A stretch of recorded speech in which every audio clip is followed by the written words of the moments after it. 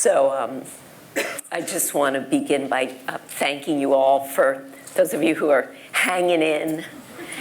As I said in the morning, we're already digesting a lot, and there's been a lot of information for the Yi to take in and digest and assimilate and begin to consider how to make use of, right? So we're talking this afternoon about that very function that we're all right now calling on the power of the Yi very specifically to digest all these impressions, all this short-term information, right? Because if it were ancestral memory, we'd be talking about the Je.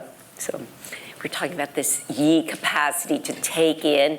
So I'm sure that, like me, I also went to many different lectures, as many as I could get in between, and just was so excited about getting more information. And so there's a sense that I don't want to just kind of pump more information into you now.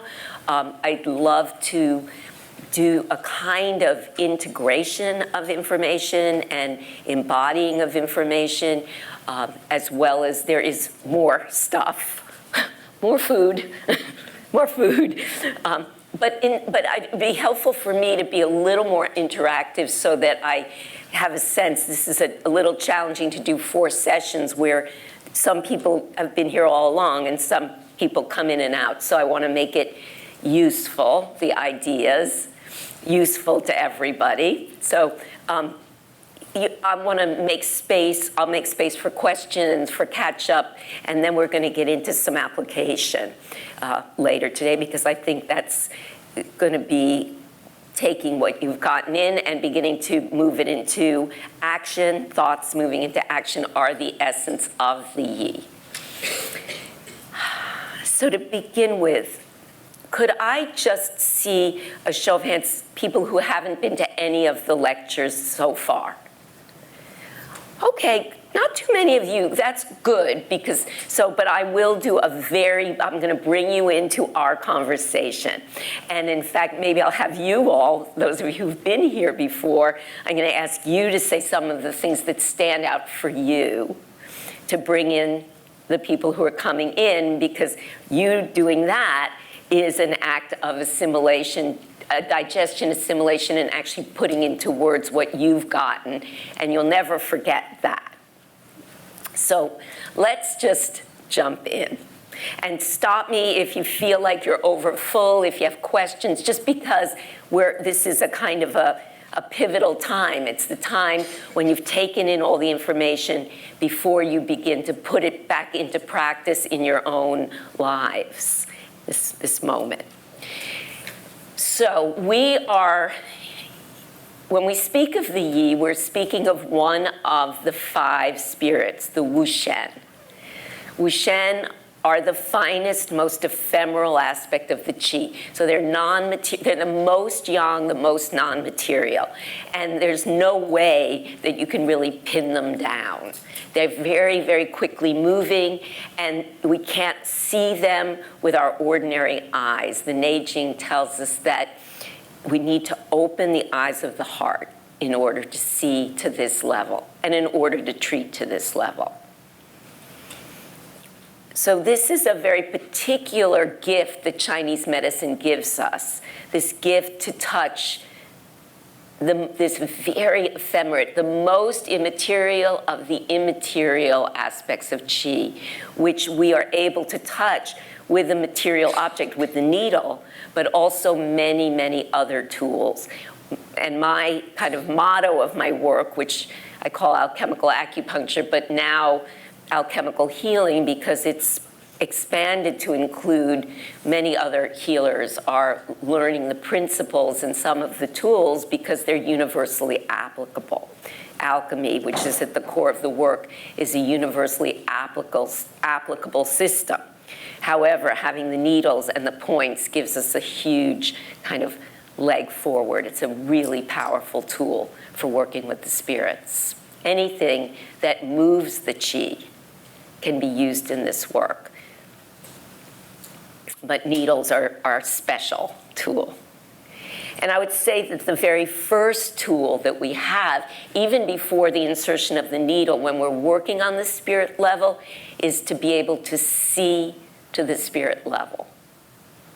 The very first movement of qi in the treatment room happens when a patient feels that this part of them is recognized.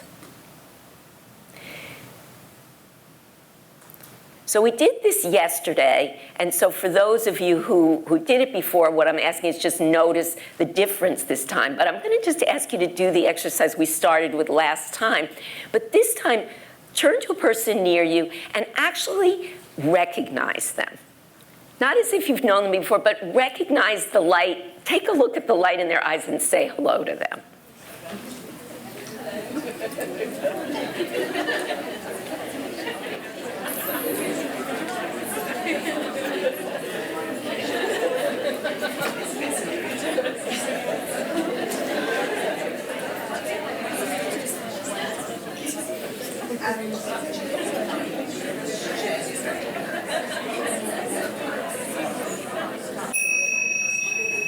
Okay, that's enough of that. So, as I said yesterday, whenever I do this, and you probably felt it yourselves, that invitation to meet another human being, and you feel it in the room. There's laughter, there's a sort of a giggliness, the energy goes up, right? The energy goes up, and also you see the light coming in. Even when I watch you, it's the light in your faces comes up. It's like that flame in the lantern is illuminated.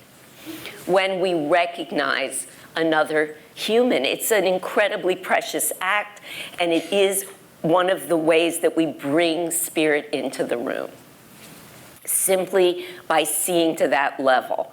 And the feeling, the energetic in the room as we do that is the Shen. So we say, what is Wuxen? What are the spirits? Only the bright flash can provoke their radiance. It is the heart. It's the flash of the heart.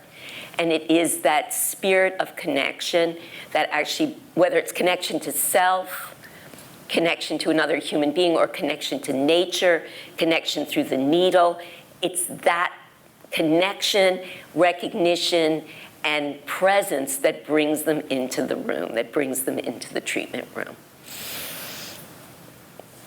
So those were just to begin to dive into this domain. So again, we talk about the spirits as the light in the lantern. If you want to say, what is a spirit level disturbance? It's that the light in the person's lantern has gone out, or it's burning in a crazy way. It's not fulfilling its Tao of being a stable illumination, or in the case of us as humans, a stable expression of Tao in my life. That is the light in my lantern, is this expression of Tao in my life. When in the treatment room, we know the spirits are present because they actually bring a particular quality into the room. It's not that they're measurable in it. We can't even necessarily determine by pulse, although after a time you can begin to distinguish spirit level qualities on the pulse, but a certain feeling in the room is how, and a feeling in the person's life is what we're looking for, a quality. So I'm beginning with this slide because I think it does express particularly the spirit of the Yi. It's fennel plant, and we'll be looking at fennel oil as one of the essential oils that's very useful for this spirit. But I particularly love this photograph because at the very top of the blossom, you'll notice that there's someone there.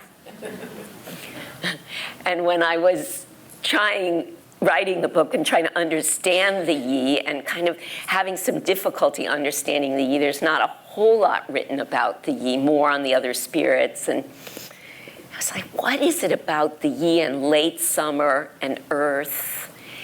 And I was sort of stumped on the chapter, and I got my kayak out and I rowed out to this little island that I like to row to in the summer, and I was sitting out on that island.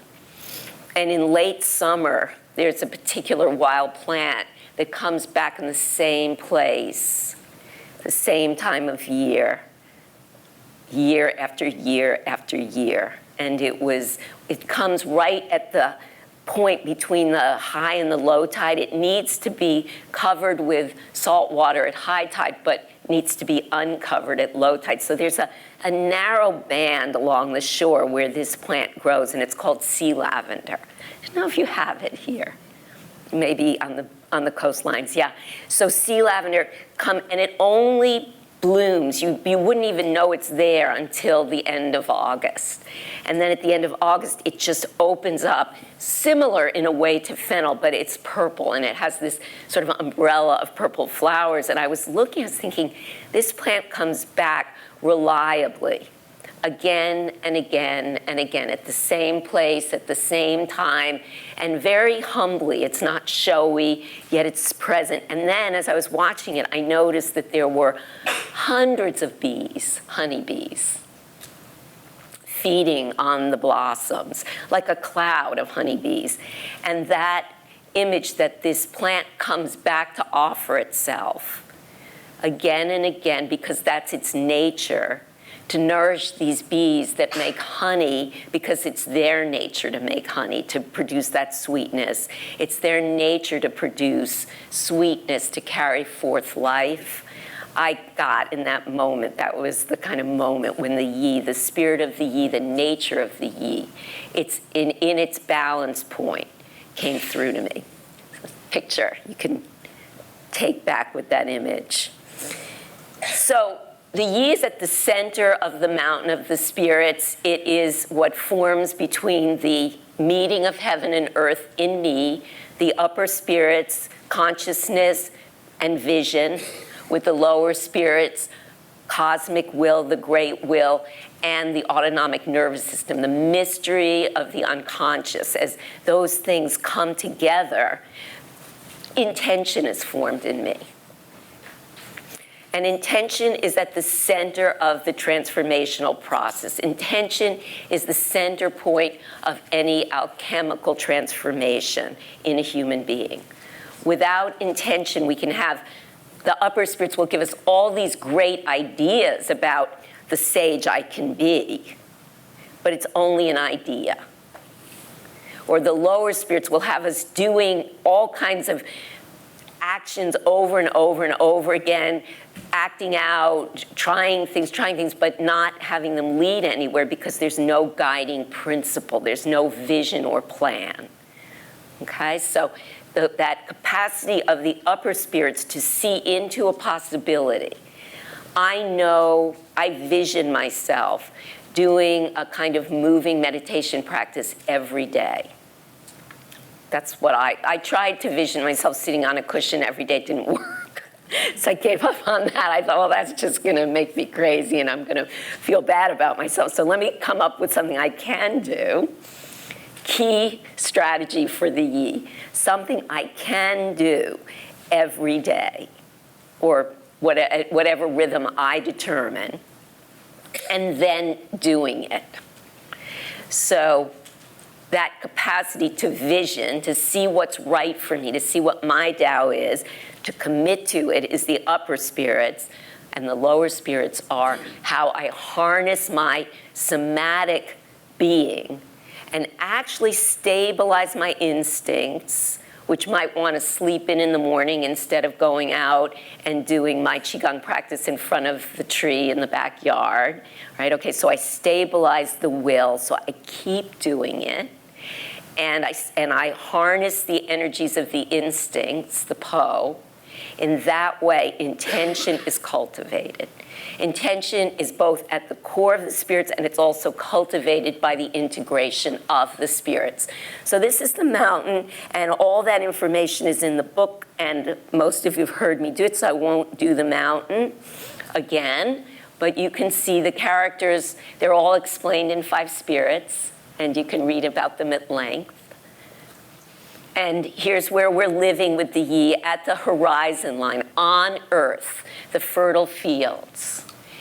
The character is the musical note over the heart, so the yi gives us the power not only to sing the music of our hearts, but to persist in our singing, to believe in our singing and to keep singing, applying ourselves to our singing or our moving meditation or our shift in how we're nourishing ourselves or our shift about how we're talking about our neighbors, what the tone of voice, any behavioral action change demands an application of intention, right? So keep applying ourselves to that practice until the vibration of our heart, actually that song of the heart has crystallized into manifest form. In other words, I become different through this persistence of practice. I'm not going to spend a lot of time on these slides because most of you saw them this morning, and I believe that they will be accessible through the app. And this is very standard textbook. Most of you know it. This is my diagnostic question, which I've made up for each of the spirits, and this is, so are my thoughts and actions in alignment with each other? What I'm thinking and what I'm doing, and how can I bring them into that alignment? Okay, so we're at the pivot point. It's about our ability to endure the restrictions and limitations of embodiment so that we can grow through that. When we know that growth happens through a kind of vessel where change can constellate. We need to have these structures of matter in order to actually grow the soul. So the yi being this fulcrum point, too much of the upper spirits leads to this excess cogitation that we relate to the earth element, the circular thinking, and the feeling that you're just too much in your head and too much below. Our actions, we do a lot of acting, doing, but it doesn't take us anywhere. Hamster wheel is a good way to think of that kind of a yi imbalance. And you've probably all seen this in the treatment room. You might just begin now to pull up a patient, pull up a specific patient now that we will take some time to talk about clinical. So it's that they're doing like a hamster running, not the wheel doesn't go anywhere, or they're thinking, worrying, cogitating, nourishing everyone else, obsessive thoughts, brooding, muddled thinking, over-nurturing of others at the expense of the self. Okay, and this morning we talked about practical strategies, and we're going to go deeper into this now. Let's just take a breath.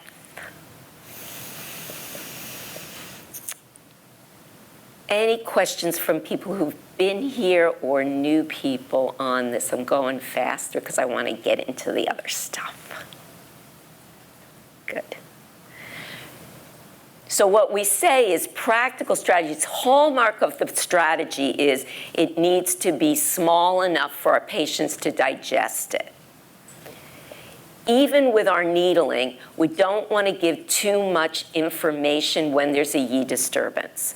We want to be clear in our intention with our needling and with everything that we do. Because the problems with the yi are problems with psychological digestion and assimilation. So the muscles of the psyche are weak. Okay? We can't achieve or manifest our visions. We can't express our Tao in our life.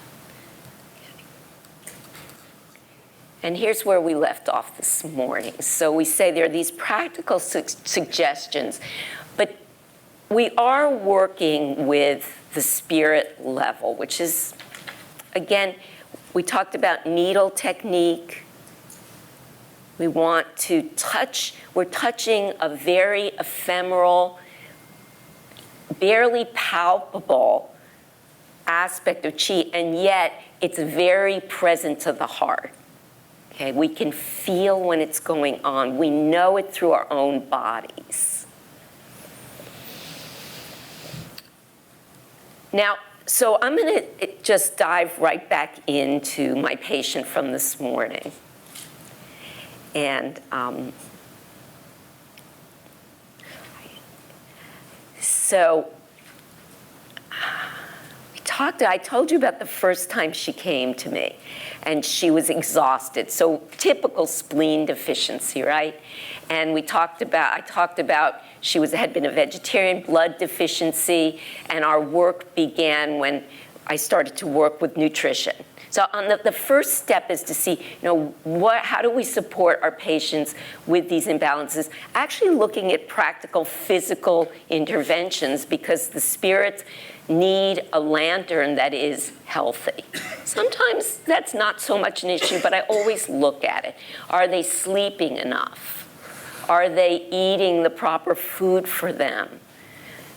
Is there unfinished business in their life that's actually going to even be getting in the way of them doing this work? So we begin on that level. But when my patient came back to me, and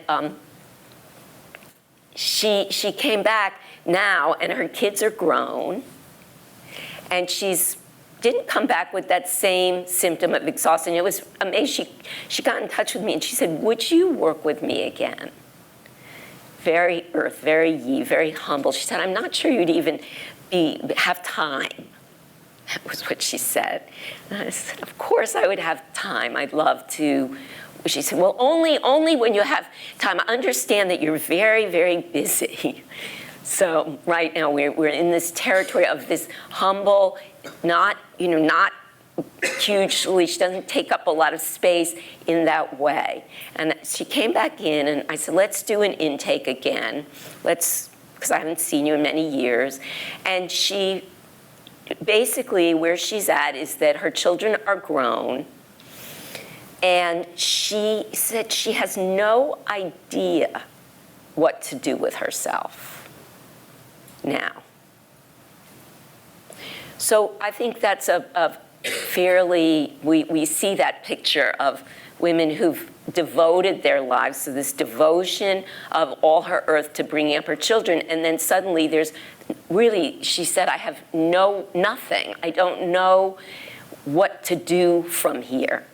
And then she proceeded to just go on and on in that earthy way about all the reasons why she couldn't do this and she couldn't do that, and it wouldn't work to do this and it wouldn't work to do that.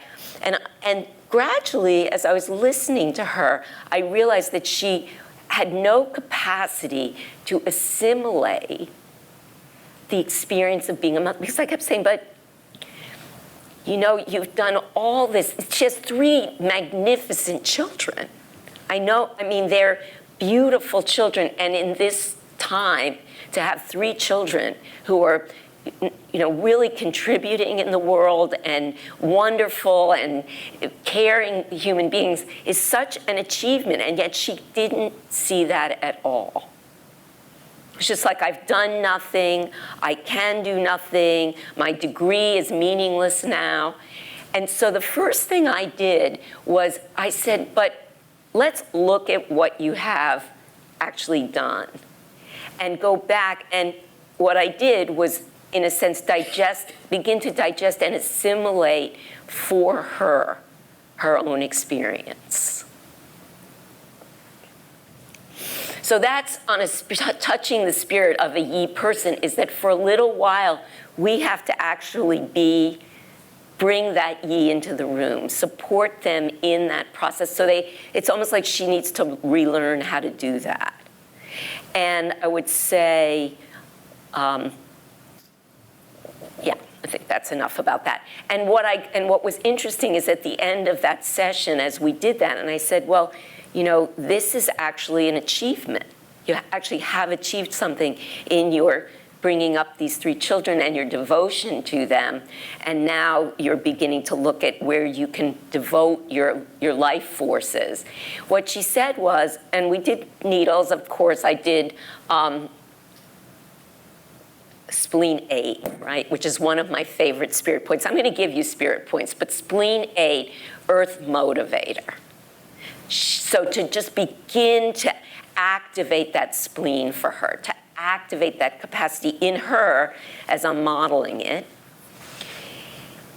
And I don't have the treatments with me, but I remember I know I did that point, also working some on Changmo for her, right? So I work with the extra meridians just to begin to move the qi through the central channel and connect, the upper and lower in her. That's a side thing. But spirit point for her, this spleen 8, earth motivator, is kind of a key point. And what she said at the end of the session was, I really don't know what you're doing, and I don't know how acupuncture is going to help me, but just sitting here, talking to you, and then hearing you kind of reflect back to me these pieces of my life is incredibly helpful. I feel like I'm already getting better. So touch the spirit. The inner attitude, I would say, we talk about sympathy as what the earth wants, but I kind of like the word empathy. So it's, sympathy can get a little troublesome because we say we're feeling sorry for the person or they're asking for that kind of sympathy. And I always shy away from that with earth and with the yi and come up with empathy in the sense of empathy means kind of getting as close to that person's experience as I can while always remembering that I'm not them. So it's not that I'm giving them my sympathy, but that I'm being with them, being very close with them. So in this case with this patient, that was one of the key spirit level interventions I did, was I really got in close to her life, actually saw that she was unable to assimilate and digest, and did it for her, modeled it for her, until she can do it herself. So using words as needles, working with archetypes, which I'm going to talk about later, and then the oils, flower essences, and spirit points, which we'll talk about soon. This is another great practice. So this morning we were talking about food, and we were talking about sugar, issues with sugar, which really, sugar does strongly affect the yi. It erodes the muscle power of the yi. It doesn't truly nourish it. It promises nourishment, but in fact it takes it away, which is for me the hallmark of an addiction. It promises something that in the end it steals. And in fact, one of the 7 Po that, as I said this morning, the 7 Po in their negative form are addictions, and they have the job of undermining the yi. That's, in a way, their spiritual trickster task, is they come in and undermine the yi to strengthen it in the end. But one of the Po souls, the names of the Po souls, they all have these fabulous names like dog's penis and, let's see, right? No, bird's penis, dog's corpse. So these are the addictive processes, that come up from underneath. And one of them is called greedy thief. So that is what addictions do, is they steal what they promise. So sugar steals the capacity of the yi when overdone. And that's, again, in moderation. I don't have a problem with anything. I think pleasure is wonderful. But for certain people, it's dangerous. So this practice of one bowl meditation, eating meditation, any eating meditation is an excellent practice for the yi. Like if we want practices, sitting on a cushion is wonderful, but eating meditation is a specific practice for the yi spirit, because it's related to this. As we change the way we're taking in food, we're going to change the way we're taking in life. We're changing the way we take in impressions. So there are many meditations. This morning we talked about changing one thing. Obviously to tell someone to get all sugar out of their life is a very, very big thing. It's not a small thing. Someone said that this morning, and it's true. It's a big thing. In our culture, it's a huge thing. But maybe you can do it just in one meal a day. Or maybe you can do it for just one day during the week and gradually strengthen that muscle. And another practice, this one bowl eating meditation, for people who really want to have a meditation with what they're eating. One day a week, a person can do this meditation. So to find a beautiful bowl and really make eating what your spiritual practice is on that day or for that meal. Whatever's manageable and doable. That's the key thing with the yi. So there are some tools and some ways of touching the spirit very specific to the spirit. Okay. Let me just go back, and I want to make sure I've gotten you up to speed here. Okay. Practice. Great. So the one thing I want to come back to really point to again, because it's a key thing I'd love you to all take away from this, is that the yi are at the heart of all psychospiritual transformation. Nothing can fundamentally change in a person without this spirit. I've said it, but I'm saying it again. And yet, it is the most humble of the spirits. In many of the texts, it's not even mentioned. It's really interesting, or they barely mention it.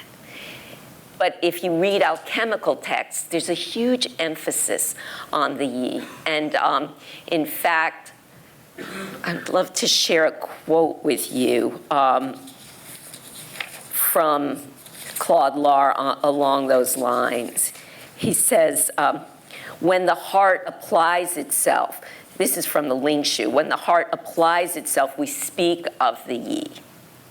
So this is the application of the heart.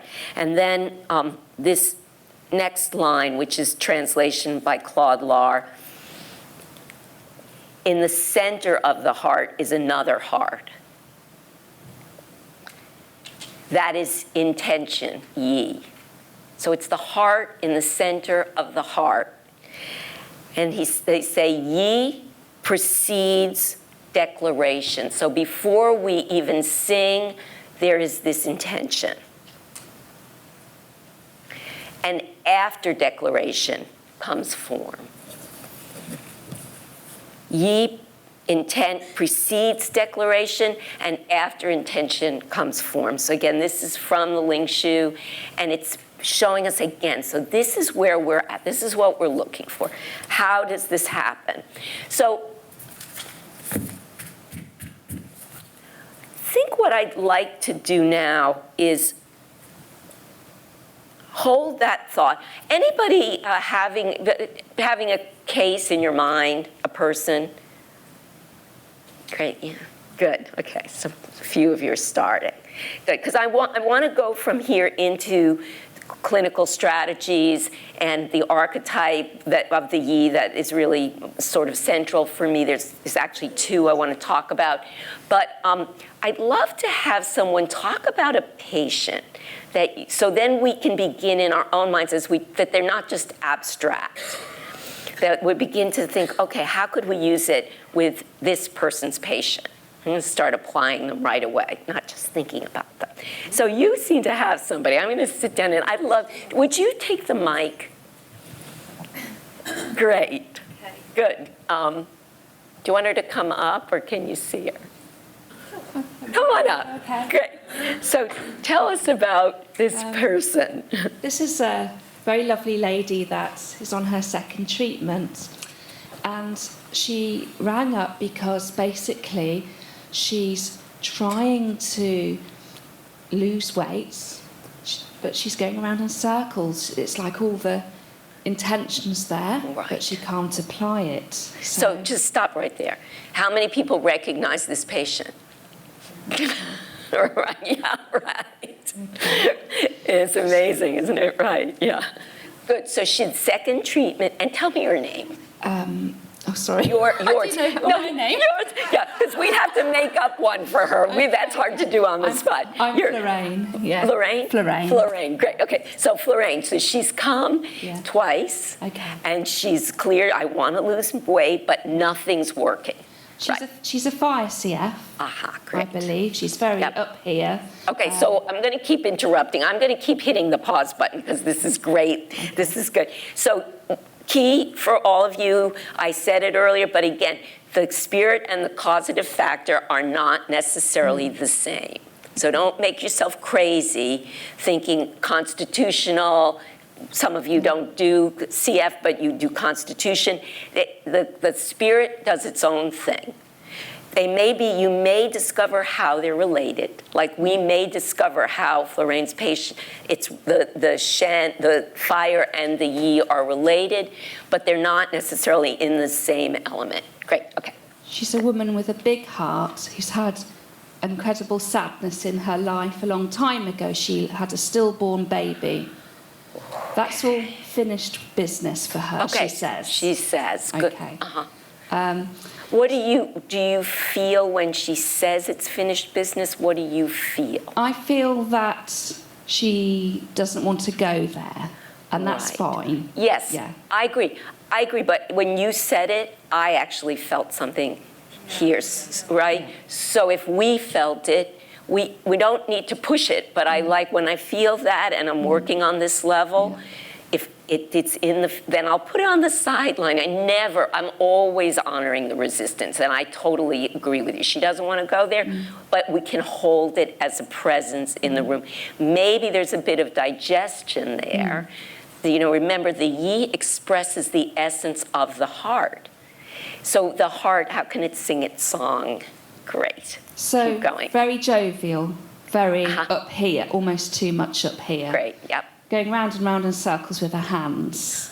Going round and round in circles with what she's saying every time. I'm trying to be good, but I'm naughty. I'm trying to be good, but I'm naughty. And it's just going round and round. I say something, it doesn't go in. She doesn't listen. Not that she doesn't listen, she doesn't hear it. Okay, let me take that in. So it's around and around, and I love that line, I'm being good, but then I'm naughty, because that's what we talked about earlier. Right there, you hear the yi and the po. I don't know why I'm being naughty. It's like someone else came in there. These tricks, the gui, these tricksters from underneath and just made, but we all know that feeling so well. So, but right in there is the place where the polishing of the soul can happen. So but we're wanting at some point to take her out of that circle. I'm good, I'm naughty, I'm good, I'm naughty. It's like round and round. So great, this is really. So although she's quite entertaining on a level. There's actually a real absence there of the heart. In the entertainment. Yeah, I just don't feel like having a laugh with her. Right. Right. I mean, she does make you laugh, but you just know there's something there. Great. So I'm thinking, as I'm sat there, I'm thinking, okay, there's a yi problem, the process. Perfect. Yes, it's a great example. How can I address that without addressing the heart shock, perhaps, of losing the child? Yeah. That is probably at the root of it, because that's when her eating got out of control from that point in her life. That is a wonderful example, and what I just want to respond right off, and we're going to come back to her. I don't need both of these. Thank you so much, Florine. Thank you for coming up and being, So that's, and as I said, how many of us have had this patient? I mean, in their own way, unique, and yet a certain resonance with a yi disturbance and I love that you pointed that out, that she's a fire causative factor, and at the root of it may well be a Shen issue that needs to be addressed, but we can start with what she's presenting with. And honor her resistance. She doesn't want to go there. But by your actually, and this is an amazing, crazy thing where I guess I'm going to just let it all out and go a little woo-woo, because I figured those of you who stayed with me 4 sessions, I can start doing this now. I tried to keep it under wraps because I'm at a conference, Sorry. Okay. So the reality, and I do tons of supervision, and I have run a mentorship program for 12 years. I train practitioners. What I know, Florine, is you sharing that with us and are hearing that and holding in this huge space of the soul and the psyche is already, without you saying a single word to her about the unborn child, is holding, it's creating a place where that can be held. And the fact that you acknowledge that and that we're supported, because I think until you heard me say, whoa, you knew it, you were there with that there's something there, but to hear me say, I felt that in my heart, and then other people saying it confirms what you know. And you holding that as a kind of mystery or secret until she's ready is a beautiful way of working with Shen, with spirits. It's real. It's somewhere in the field between you and her, this healing has already started because you recognized it. So you can kind of trust that. And I, for those of you who say, can we do this work without hurting people and we don't want to open too much up, Florine, your strategy is the key thing. You follow the patient. We may think, yes, she needs to heal that trauma, but not on my time. And it may never even be spoken. But as I said, the fact that you're holding it for her, and probably at a certain point will be called to do a point to bring the Shen back into the heart. Okay, so now we're going to start strategizing. I'm going to start talking about points, oils, flower essences, and I want you guys to come in when you hear something that you think, oh, this would be appropriate, or how would we use this, Florine, or you too, okay? So now we're grounding it. I'm not just giving you a bunch of information that the yi can't digest. Don't want to do that. All right, so oils and flower essences, and again, those are key tools that I use in working with the yi. Recognition, seeing, words, the language that we use, spirit points, all of that is part of how we apply this work. Now, getting very practical here, people say, well, how do I, what do I, when do I? What I would say is spirit level work means you're opening, you're telling your patient and you're telling yourself that I'm drawing the circle that big. That's the beginning of it. It doesn't even have, you're not like you have to go back to school and study all over again or become a psychotherapist or, I mean, you obviously do have to recognize when a patient has serious psychological symptoms and needs to be seen by a psychiatrist. I mean, if there are red flags, which you get anyway, I mean, the same red flags, suicidal ideation, ongoing nightmares, real trauma showing up.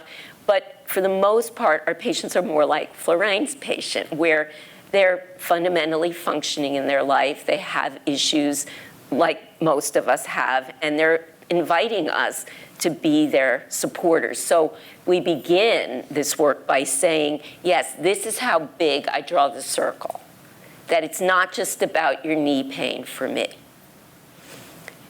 For some of us in this, work, it is more like I can trust that if I do the knee pain and the patient will take it where it goes and it may change their life, but mostly I want to support them in the immediate symptom. For me, the knee pain is a door.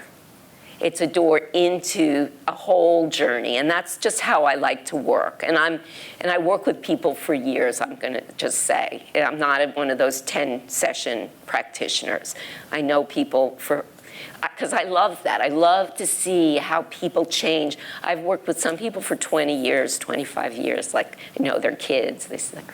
And it's not for everybody. You're going to find your way. But the first thing I say in the intake is that I'm interested in all aspects of your life, body, mind, and spirit. Now, that seems obvious, but a lot of patients don't come in knowing that you care at all about their spirit. And the fact that I say that, and people always, and then the other thing I say is everything is absolutely confidential. Because if someone's going to talk about that level of their being, I think to know that it's a sealed vessel, that vessel, we're creating a space where they can bring things that they may not be able to bring elsewhere. And it's funny because I used to just have an intake form that people signed and said it was confidential, but now I say it. Partly when I live in a small town part of the year, but even in New York, people run into each other, and there's something that touches the soul when you say, I get that this is not necessarily something you want out in the world. So that's drawing the circle to open up the work. And then really just being present to whatever the patient brings, being sensitive to what you feel in your own body as they relate the story, as Florine was, and then beginning to apply some of these tools that we'll begin talking about. So, right, so I'm sorry, my E is a little tired, but I want to finish the original thought there, which is you don't have to change the way you work to do this work. You have to change the way you be. You have to change the attitude you bring, and most of you already are touching the spirit, so it's just about making it more explicit and feeling a little more confident in what you're doing and what you're bringing into the room. Okay, does that make sense? So if whatever form of treatment you do, it's not that you're going to change that, you're adding into it. Now, it may be that on a particular day, with a particular patient, now that you're beginning to open to this way of working, you're going to do basically a spirit level treatment, and that's it. But it also may be that you add this. Often I'll do an 8 extra treatment, or I'll do a 5-element treatment, and then at the end of the session, or towards the end, I come back to the spirit level issue and really wrap the session up in that. So wrapping it up with a spirit point, with a flower essence, with an oil, and I like to give people work to do between sessions. So with Florine's patient, we're going to come up with homework for you to give to her. We're going to come up with that as a group, because having people have something to take home to continue the work is really key. Yeah. So what I was thinking about is also had a loss of a young baby. And Now tell me your name. my name? Yes, your name.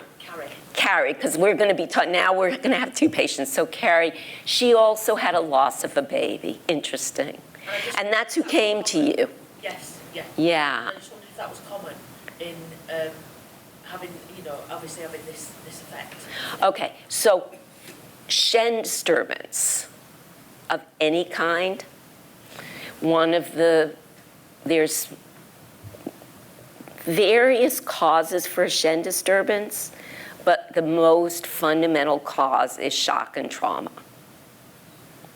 So it may not be the loss of a child, but some kind of shock and trauma is. I was just thinking of the nurturing side. Well, what we're talking about now, yeah, I think that there is a relationship there between the heart issue, because what are we saying? We're saying the yi is the capacity to sing the heart of the song out, the heart song out into the world. And if the heart song has gone away because of loss or grief, the yi is kind of like just out there trying desperately to keep going, but it doesn't have that monarch, that guiding principle. I was thinking about that you're the person, who you've been treating as well. Yes. That one of the ways then is maybe to use that nurture, the need to nurture, and look at other ways of doing that. That obviously she's in a different part of her life. Yes, so that's really good, because you're coming up with a strategy. So taking the energy of nurturance that has nowhere to go and beginning to come up with a way for her to channel it, cultivate it, and then allow it to deliver another harvest, a new harvest. And I think in both your cases, although your patient feels a little different, I think your patient, it's more about the fire being so unstable.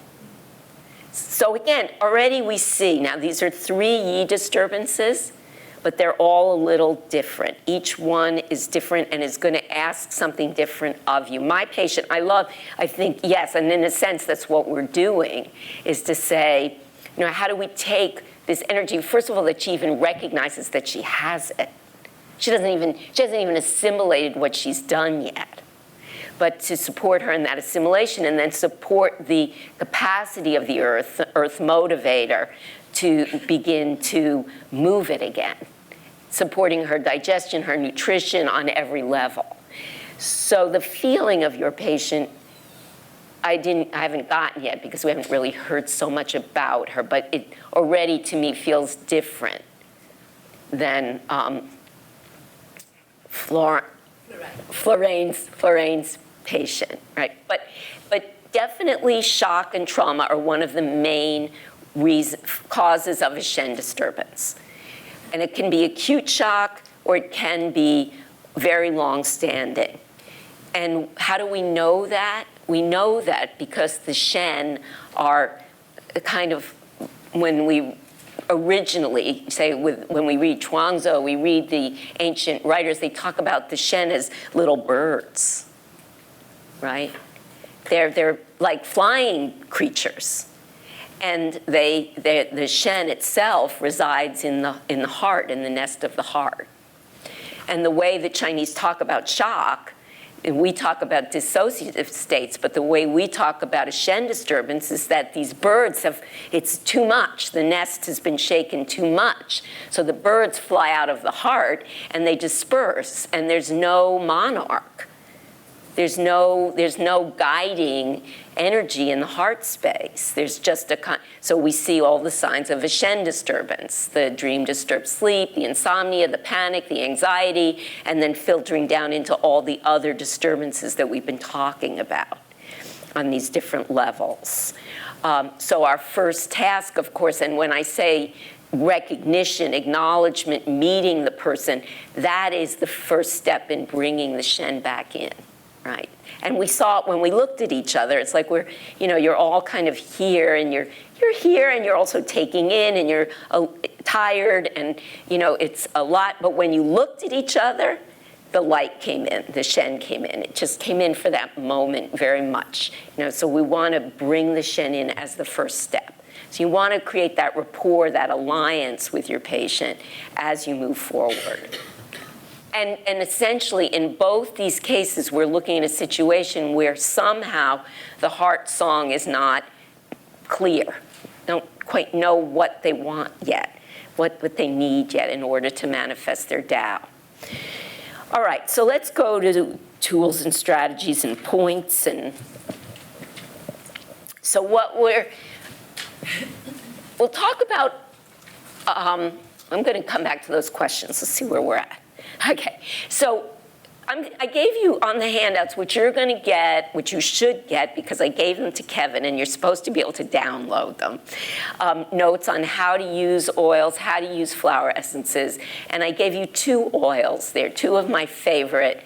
And when I share these oils and essences, I'm sharing the ones I've used. I can't share something. I share what I've used and that I know works and that is in me. So fennel is an essential oil that I love to use for the yi.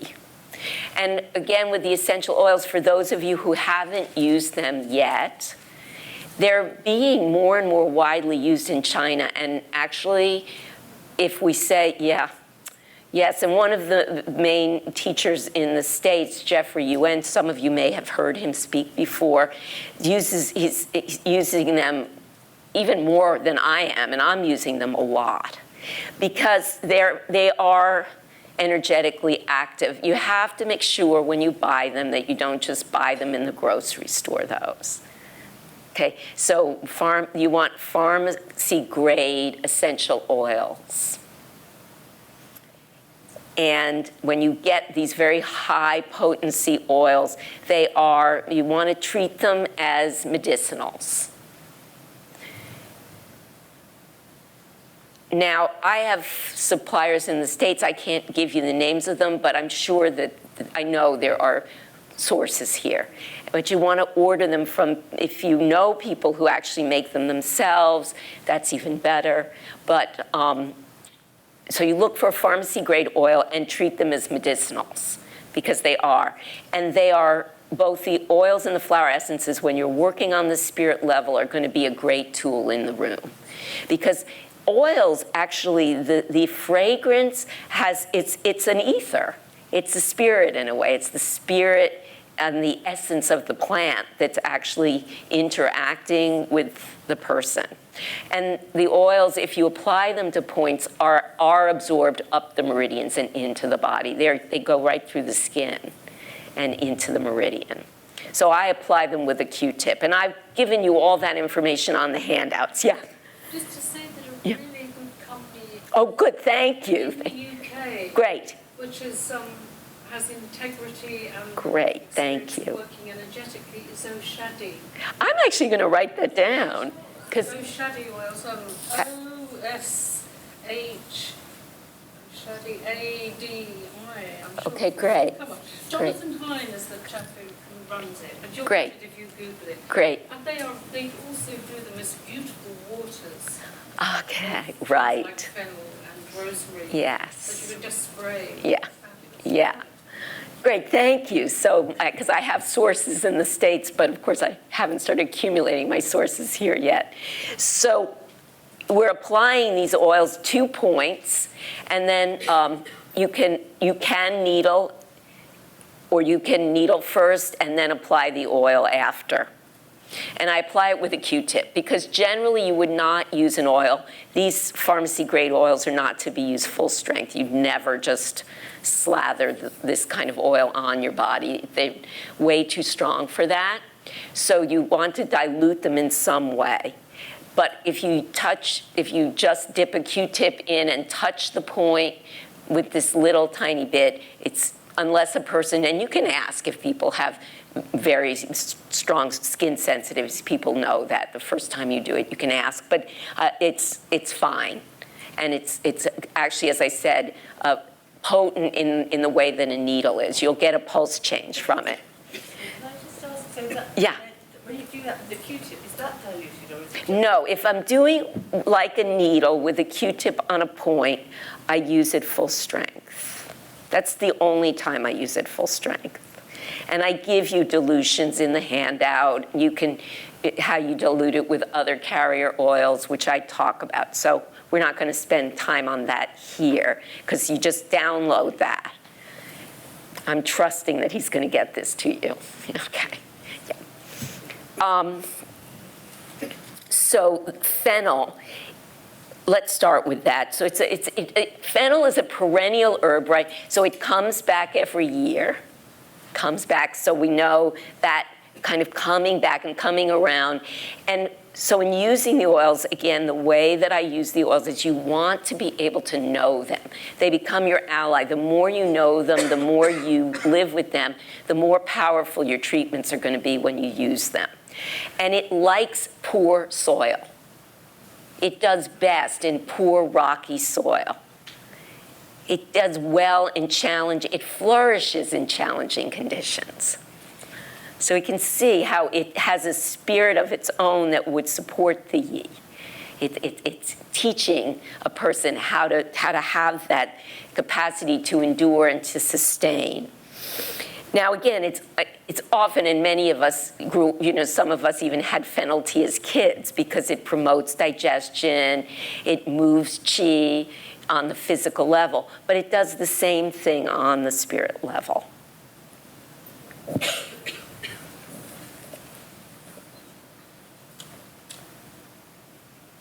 So it really is one of the oils of choice for the earth itself and for the yi.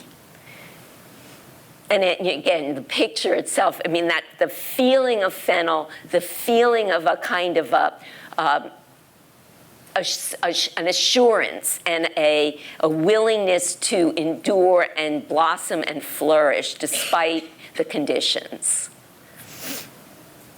And so so spirit points, I'm going to begin to talk about spirit points. So I would use this oil on a point like windows of the sky, stomach 9. So think about that point name. So it's people welcome. There's something about an opening to my life, an opening to my connection to the world, and my capacity to deliver, to nourish others and myself. People welcome. And I've developed these kinds of mudras or movements for each of the elements. So whenever I'm in earth or I'm thinking about the yi, thinking about the earth, the actual body gesture is I nourish the world. Yeah. And so it's coming from the heart and out. I nourish. So when we think about this fennel giving, it's this capacity to, despite my own limitations, despite my challenges and conditions, I continue to nourish myself in the world. I continue to digest, I continue to assimilate, and then I give back. Okay. Yeah, so people welcome. Also think about it for some of those kind of food drain, spleen 17, if someone's having trouble with digestion, wonderful point on these actually abdominal points. And on some of those, I actually would dilute it and massage it deeply into some of these abdominal spleen points, because if you want to move fullness, you want to support digestion, you're actually there maybe even needing to go a little physical level, and they will have a mental emotional shift from that. Is that making sense? Everybody's getting that. You've seen it happen. You get that chi moving through the core. As I said with the patient I shared, I did Chungmo because there was nothing moving through here. So we're going back and forth between more traditional treatments that we all know, and adding in this spirit component. Okay, and of course the outer bladder point for the yi, hut of the yi, or sometimes also translated as thought dwelling of thought. So fennel on that point would be really good. So far, I don't know if any of those are touching. Do you guys get any resonance with that yet? Anybody? For Carrie or Floraine's patient? You got something there? What do you think? Well, I did actually do a possessional to start with. You did? Aha, so you were kind of, so inner dragons? Internal. Internal. Great, so you've already started clearing this. She felt a movement, just 4 days. And then it's come Tuesday, she's a nurse as well. Uh-huh. Come Tuesday, full shift, she's back on the thought. The struggle is not her eating, it's her thoughts. Her thoughts. Food. I think, she wants to stop eating to lose weight. Yeah. It's the mind that keeps going. All right, so remember this morning, the flower essence we talked about? White chestnut.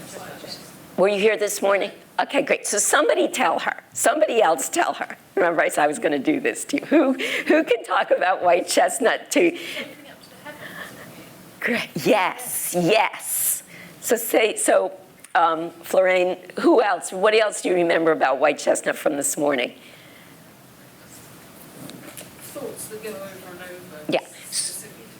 So do you know the flower essences, Bach flower essences? Great. So white chestnut, we talked about, it's a key flower essence for the yi. It's amazing. It's kind of like Bach created this flower essence specifically for the yi. It's thoughts that go round and round, brooding, worrying, obsessional thinking, and it's perfect for your patient. And would it be okay to put a few drops of that on those yoga eye pillows across someone? Because that's very comforting, isn't it? Well, if you're going to do that if you're doing it with an oil, I don't use them over the eyes ever.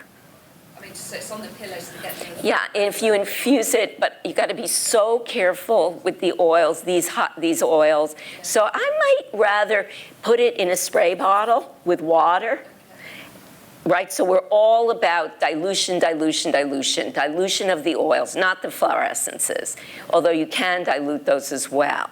Anything that you're going to put near the eyes or the mouth, you want it way dilute and just spray it on there, okay?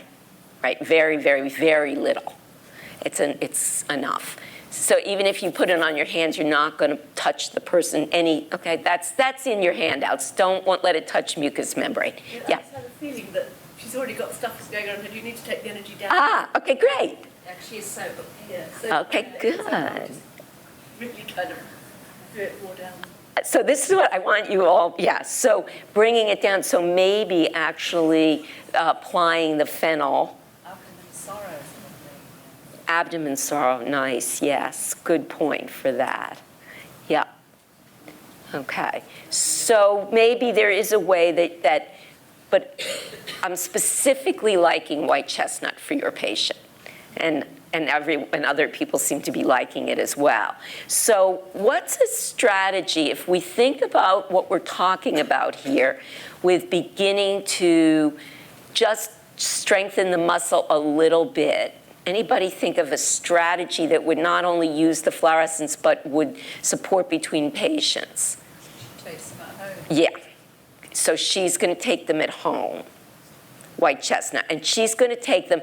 So you got to sort out with her, what would it take for her to take them every day?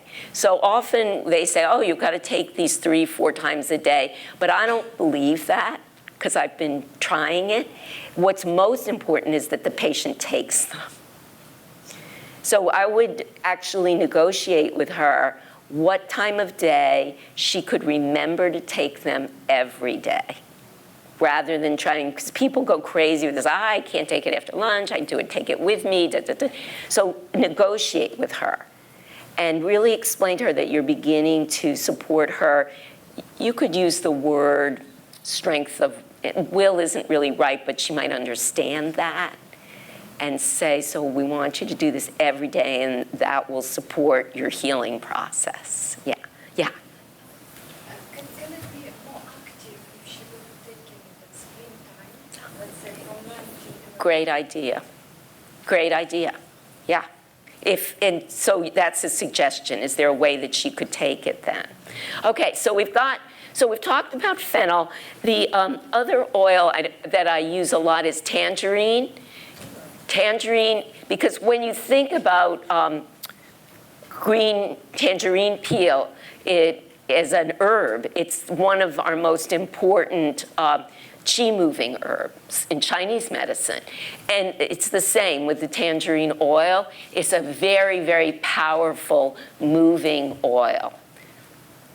So you could say the fennel is more stabilizing, strengthening. The fennel is moving of food, but it's steeper, slower. It's about, can I ground myself in a difficult terrain and still have the strength to stay on with it? Tangerine's much more activating. So if I were to immediately respond to both of these, I'd say fennel for your patient, tangerine for your patient. Because tangerine is opening, activating, and it moves qi like one of the best oils. And what I suggest is if you're interested in using these oils, just buy one. You don't have to buy a lot. You don't want to overload the yi, but get one and live with it. And what I do with my training programs now is, as a group, we all use the same oil for a month. And then we meet and we talk about our experiences. And it's an incredible, so people bring in pictures, they bring in images, we really just bring all our, and it's like we've all been on the same vibration for those weeks. And that's the very best way. It's far better than reading someone else's experience. So even if you have a study group, if you want to start a study group using the oils, I can't recommend that enough. It's we call it the laboratory. It's lab learning instead of book learning, and it's how alchemists learn. So.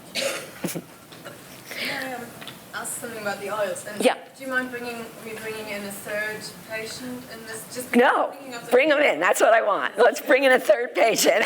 Okay, the next one. Great, It's a male. great, thank you. And he also had loss and trauma. He got divorced about 8 years ago. He lost his dad, and then very, very shortly after his son. his only Whoa. child. Okay. They both had tragic accidents. So he presents, I've not treated him very often, not very regularly. He presents with obsessive thoughts. In fact, on the phone, at the initial contact, he was talking about having voices in his head. Okay, yeah. And that's So voices keep coming. By the way, can the people in the back hear? Good? No. All right, I'm going to give you the mic because this is a really, they're all really good cases, good examples, but it's nice for people. I pulled Florraine up to the top, but I haven't yet. Great, use the mic. And it's Yvonne. Great. Okay, so third case. Go ahead. So it's. Shall I start again? Yeah, just, Okay, summarize, yeah. He's a male. He's in his early 40s, and he went through a divorce about 8 years ago. He lost his father about 2 years ago, and shortly after his son. Okay. So both of them in a tragic accident. Yeah. He came to me, and in his initial contact over the phone, he said he has a lot of obsessive thoughts. So he's talking about voices. Mm-hmm. He can't do anything because he's got voices. He wants to do things and he can't. And so he is, in a way, a very active, obsessive with this voice, but he can't move on, he can't Right. assimilate. And when you talked about the oils just now, I was thinking, which oil would he need? Yeah. Because he's got both aspects. Yes, Do you know what I mean? right. Okay, great. So let's sit with him, Yvonne's patient. What we've got there is both the obsessive thinking, and he's not able to move forward. Yeah. And what's interesting is that in all of the cases, what we're hearing is that there's a trauma proceeding. There's some, and it is very, very likely that when you're seeing a spirit imbalance, that there's some kind of trauma, or it can be a trauma, it can be a shock, it can also be a very severe, and I'm going to use the word deprivation in early conditions, but that's not necessarily going to look like, starvation or poverty, but it's going to look like some kind of deprivation of the soul. For example, not being seen or recognized for who I am in some way. That interrupts this movement of expression of Tao.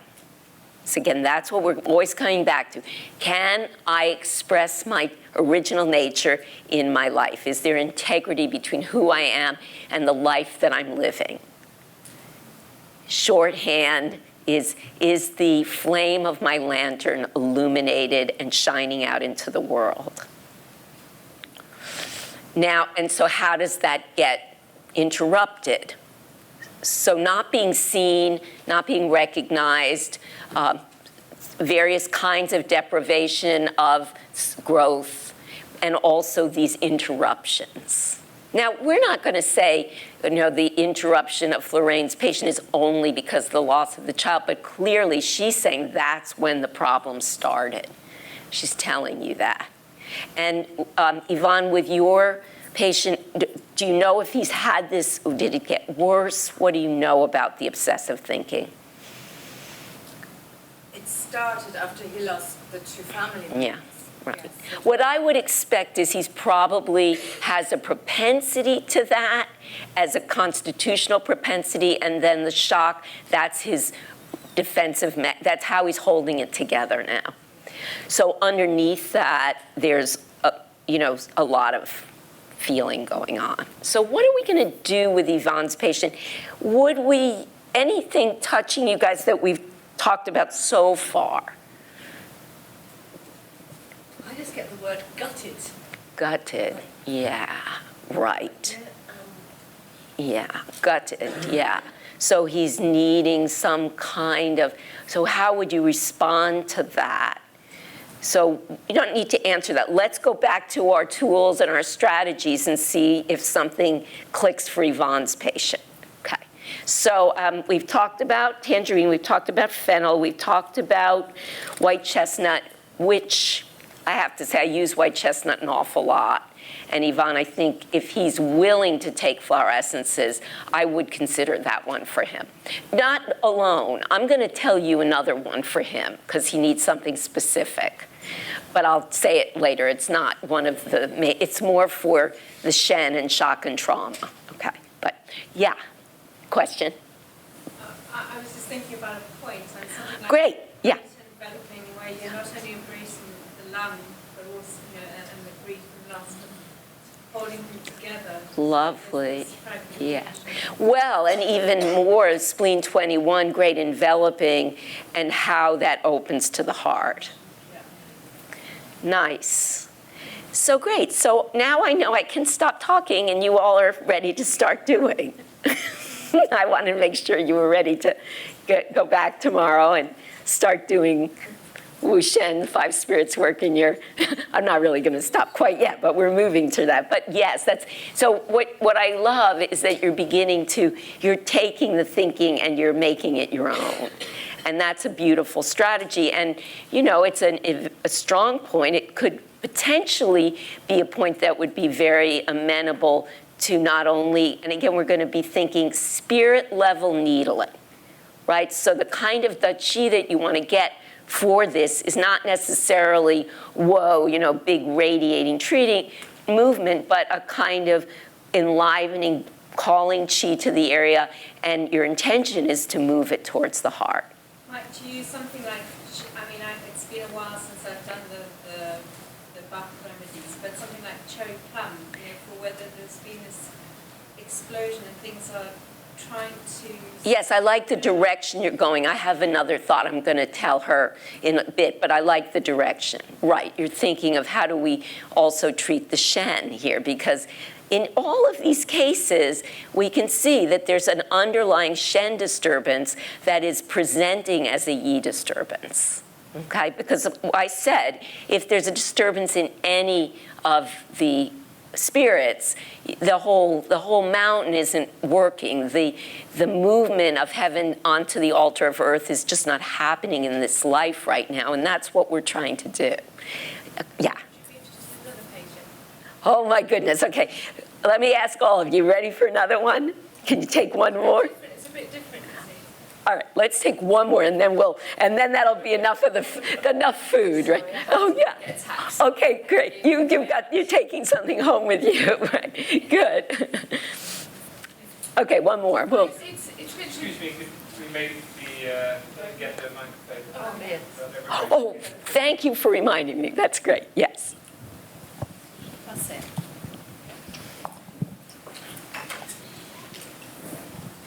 It's a patient that I've known for 20 years. I saw her I've seen her on and off. She had a birth and then a disabled child. I didn't see her for 15 years. I've been seeing her recently again, and then she had another child, and then her husband became seriously ill. And she's taking on the great mantle of running the family and looking at and trying to look after everybody, because the only person that isn't ill is her son, but he's a teenager. And she's just got this massive mantle on her of everything, and she's lost herself. And that's, right. Okay. And tell me your name? Hannah. Hannah. Great.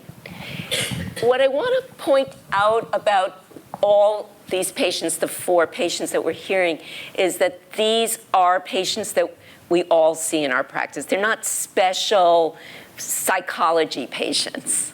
You know, they're the patients that we see, and the tools that I'm offering and that I've tried to kind of hone and develop are tools that we bring into our practices already. It's not that we stop doing what we do. So for all these patients, clearly you're going to keep doing the work that you know how to do, that you've been trained to do, but it's how do we, for me, it was about how do I take the treatments that I do and actually refine them so that I'm targeting it to the specific soul level issues that my patients are bringing into me. So that's what we're looking at. How do we add in, how do we refine, how do we bring a stronger intention to what's happening in the treatment room? So we've now worked with these three.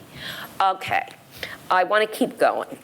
And so spirit points. I want to talk about a couple of others that I use a lot for the yi. All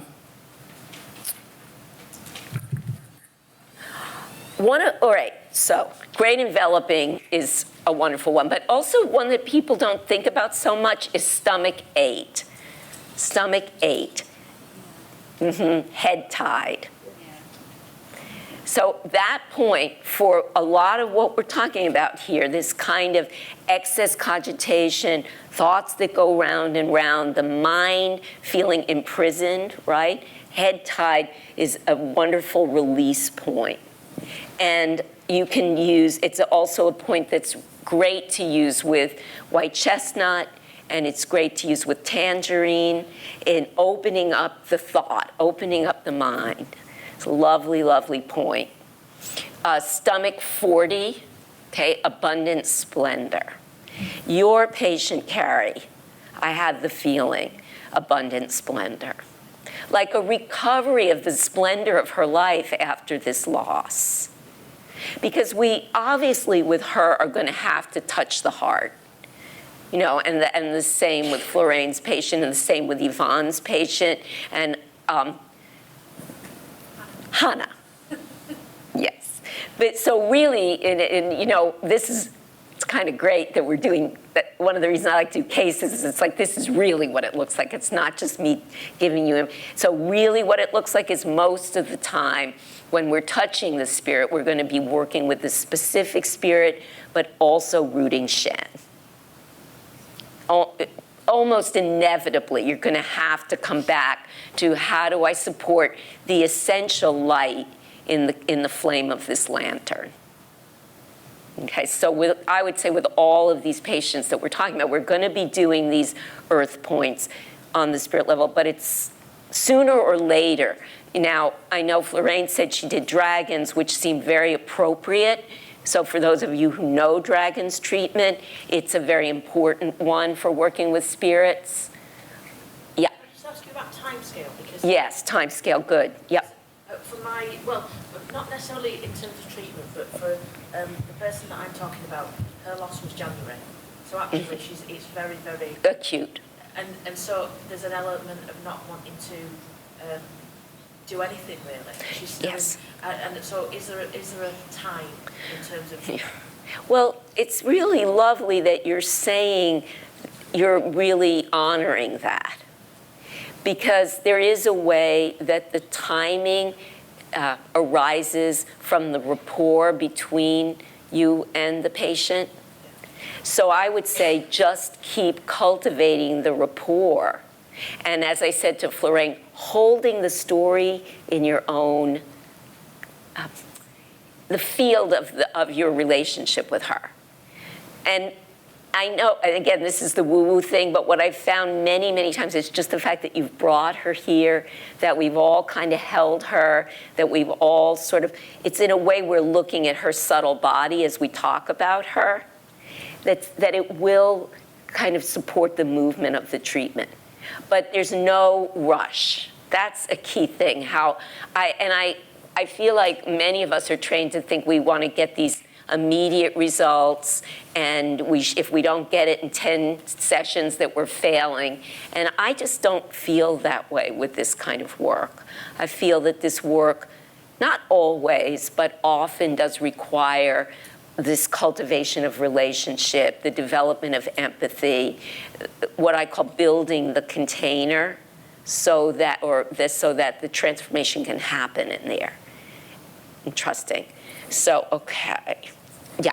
You touched on earlier with your patient about they knew what they could do to help themselves, but they had the incapacity because of, the bad spirits coming in. Just talk a little bit more about that, because I think that applies to one of my patients quite strongly, that whenever I give out something positive, it just gets Undermined. Yeah.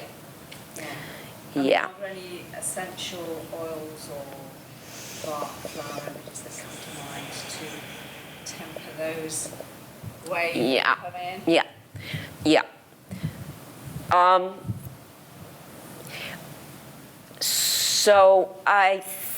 So the first thing I would say about dealing with that undermining